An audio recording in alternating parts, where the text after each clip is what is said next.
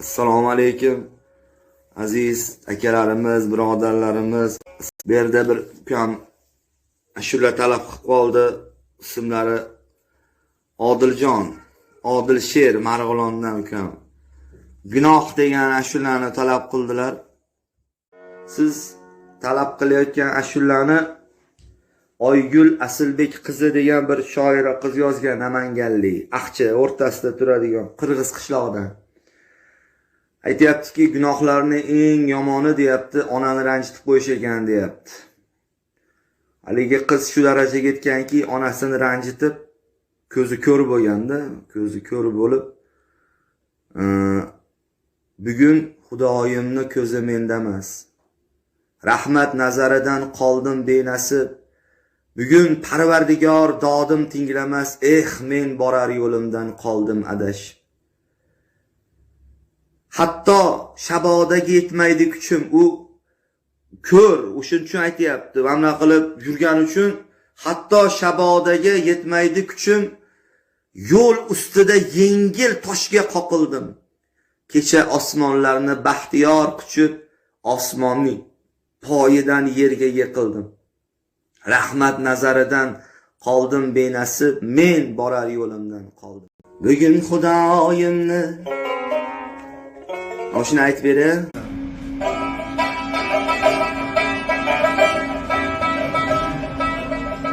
Bugun Xudoyimni ko'zi menda emas, rahmat nazaridan qoldim benasib. Bugun Parvardigor dodim tinglamas, men borar yo'limdan qoldim adashib. Rahmat nazaridan qoldim benasib, men borar yo'limdan qoldim adashib.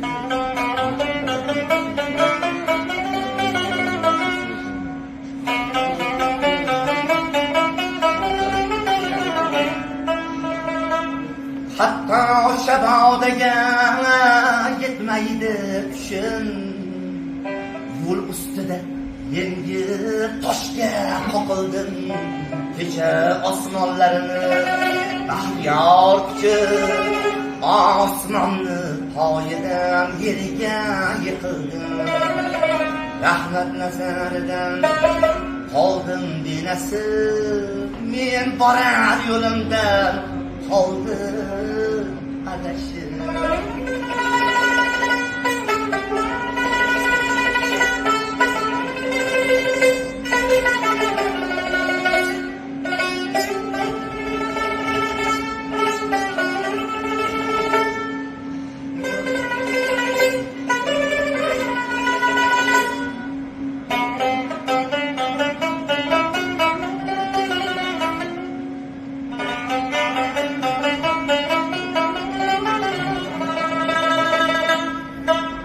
Meni qo'sh arvohlar qarg'ar bir mabir, ortimdan soyadek ergashar bunda.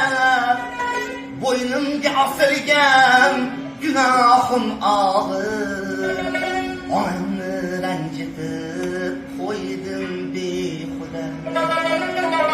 Bo'ynimga osilgan gunohim og'ir, onamni ranjitib qo'ydim behuda. Rahmat nazaridan qoldim benasib,